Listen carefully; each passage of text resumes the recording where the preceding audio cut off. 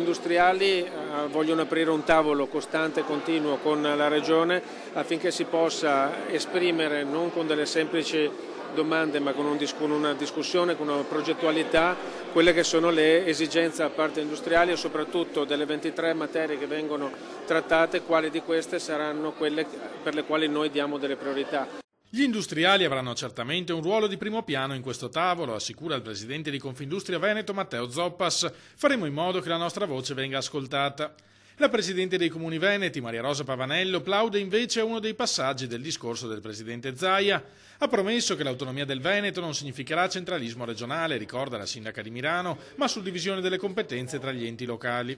Su questo noi avevamo chiesto rassicurazioni, oggi ci sono state date dal Presidente, perché poi a noi interessano le schede su come vengono declinate le 23 competenze, come si declinano nel rapporto con gli enti locali e dobbiamo lavorarci insieme. Ci sarà una proposta della Regione e vorremmo poi intervenire su questo. Per quanto riguarda le università, argomenta il rettore di Ca' Foscari Michele Bugliesi, la nostra autonomia è fortemente limitata dalle indicazioni che riceviamo dal Ministero. Nelle regioni a statuto speciale esistono modelli differenti.